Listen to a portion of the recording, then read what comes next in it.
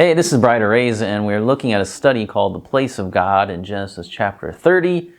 And today we're looking at verses 14 through 21. Now, we had just covered the ideas, the idea that, Rachel and Leah were having this wrestling match. They're fighting amongst themselves. They're having children because they're envious of each other, not because they want to have kids, not because they're like, oh, God promised to Jacob that he's going to be many nations.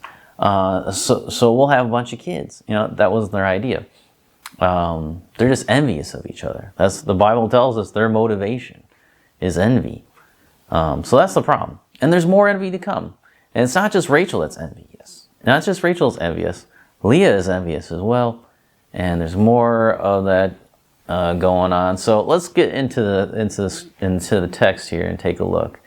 And this study I called Superstition and Payment. You're going to see a superstitious idea with mandrakes going on, and then we'll see this horrible way to treat your husband, trading stuff for his services. Anyway, let's take a look at this. So, after the birth of the 4 sons to the maidservants, we find another disturbing story. Here, there's a little time. Remember that all this is happening within like a 7-year period. So these kids are coming one after another. People are getting pregnant at the same time. This is a crazy time. You have basically 11 kids coming within 7 years. And so anyway, you got a few years have gone by, because you got multiple kids going on. So Reuben, he's a little guy. He's out there in the field, and he finds some mandrakes, which he takes back to his mother Leah. Now, there was a superstition concerning mandrakes that they were like an aphrodisiac, and they also enhance fertility. So Rachel, still envious of her sister and desirous of the mandrakes, asks for some mandrakes. Maybe she was thinking, well, if I could have these, maybe I'll have kids because they're supposedly, increase your fertility. Maybe she thought that. It doesn't say it specifically in the text. That's taking some cultural, superstitious ideas. It fits. It does. Because why would you want the mandrakes? Anyway, after Rachel asks for the mandrakes, Leah snaps back and says, "Is it a small matter that you have taken away my husband? Did you take away my son's mandrakes also?" So here we go. So Rachel's not the only envious one here. Leah is definitely envious. She's envious of Rachel and her ability that she has to capture the heart of Jacob. She's had 4 kids plus 2 other kids through a concubine, but those kids have not caused Jacob to love Leah. It doesn't happen. Rachel is still his favorite wife. His love for Rachel is still there. So Leah envies the love that Jacob has for Rachel, envies Rachel, she wants to be Rachel, and Leah blames Rachel for Jacob's behavior, right? She doesn't blame Jacob. She doesn't think Jacob is in the wrong. She's saying that you have stolen my husband. It's your fault. What a tangled mess these people are in. This is getting out of control. So this envy between the sisters leaves quite a wake behind them. This is causing problems all over the place. I guarantee you, and we'll see this later on too, that the relationship with the servants, concubine wives, all that, it's not good. None of it is good. None of it is good.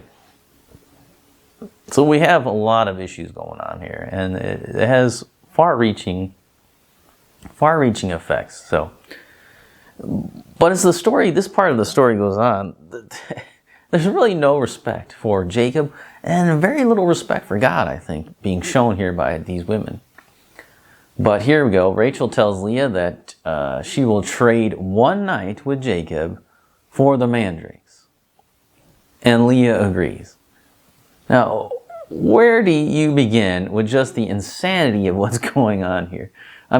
The ease by which these women conduct Jacob and his body is really baffling.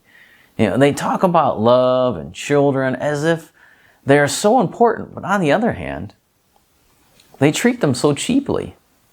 When Jacob comes back in from the field, Leah goes out to meet him and tells him that he must spend the night with him.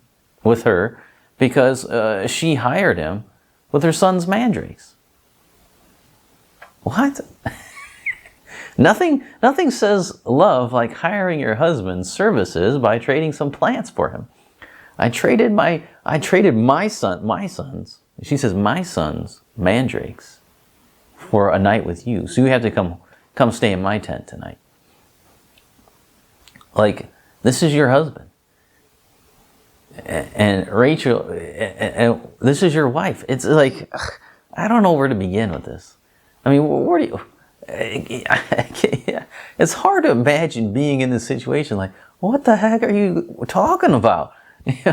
But that's what happened. That's where the story has to be real, because this is so insane. Why would you write this as a fictional story? It's like, okay. But this is what happened. So that's what happened. He spends the night with her. And it says that God opens Leah's womb again and gives her Issachar, which sounds like to hire or wages. Now, so for all eternity, right? Her one son is named after the fact that she paid Rachel for a night. Like, what?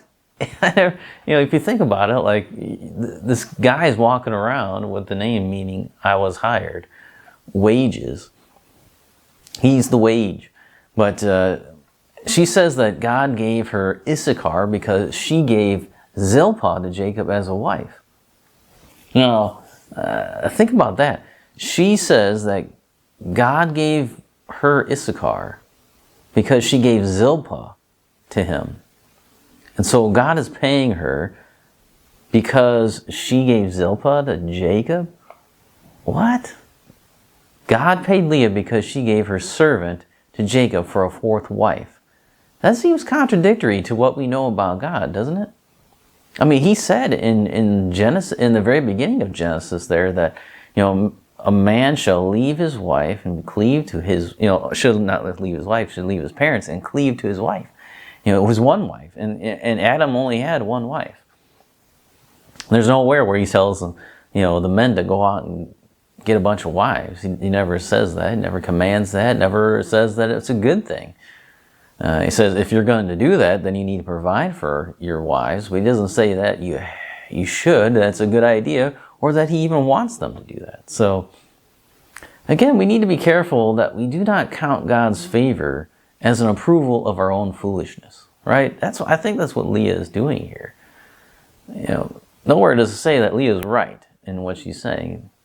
This is what she was thinking. That God must have approved of what I've done because he's given me more children. That's really an abuse of God's grace. We can't take the good things that happen to us and especially when we did something wrong and then something good happens because of the wrong. We can't say, well, then the wrong thing that I did is good. That's presumptuous. You can't do that. Now, God allowed Leah to conceive and have one last son. So obviously she has more than one night after the selling the mandrakes, but she is able to conceive again, and she has Zebulun. So 9, 10, 11, 12 months later, she's having Zebulun, and which sounds like honor. That's what Zebulun sounds like. So she finally acknowledges God again, saying that God has given her a good endowment. God is the one that paid her dowry with children, that Jacob was not able to pay. So, but her words, betray that she still longs for her husband's love. She still wants Jacob to love her. Well, finally in verse 21, we have the mention of a daughter, Dinah. Now, if you know the book of Genesis, you know that this is a foreshadowing of what is to come. That's what Moses does quite a bit. Actually, the Old Testament does that very, very much so. There's the whole study of types, typology, which is really where one event or person foreshadows something that will come in the future. And here it is again. Here Moses introducing us to Dinah.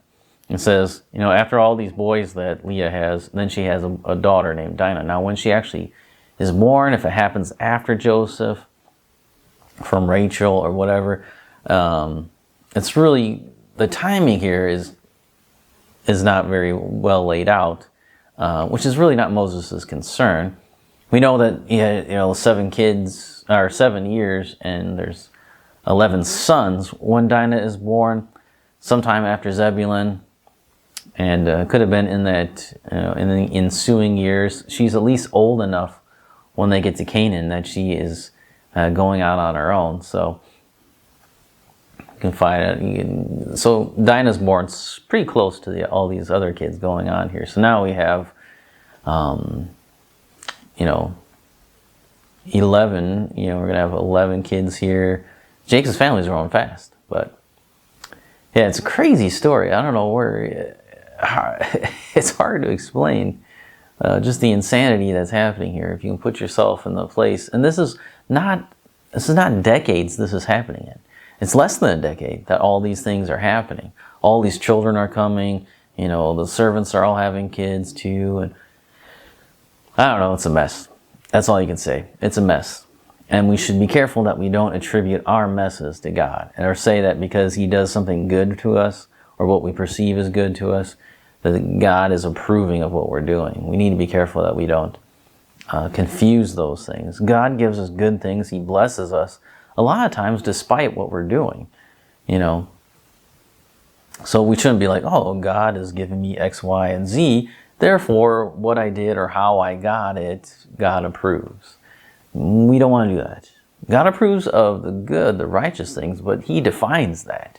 So we need to go to His Word to find that. We shouldn't be messing around. We shouldn't be messing around with trying to attribute God's goodness and blessing in our life with the fact that, we did something. We got to be careful with that. Just like on the other side too, if you have something bad happen, doesn't mean that you sinned either. Job is the case in point for that. So all I'm saying is that we need to be careful when we take a look at the providence of God and the goodness or the difficult things that God brings in our lives, and then saying, well, God approves or disapproves of what I'm doing. That's why He gave us the Word and the commands and the law, so we can see specifically what is good and what's bad. So we're not just like, well, this good thing happened, so everything I did before this is good. Or this bad thing happened, so everything I did before that is bad. Can't do that. So that's why it's good to be a study of God's Word, to study the law, study those things, study the commands in the New Testament, all the practical things, because that'll give you the idea of what God approves and what He doesn't approve. And therefore, you're not falling in the trap of just looking at your life and saying, well, God approves of my life because it's good, or I have lots of money, or I have lots of children, or God doesn't approve because I can't have kids, or because, my job I lost my job, or I have bad relationships or something. So we can't go off of those things to determine how God is, or how God feels about our actions. We have to go off of His written Word. That's how we know. So come back next time and we'll take a look at verses 22 through 24 here. And we finally get to Rachel. So come back next time.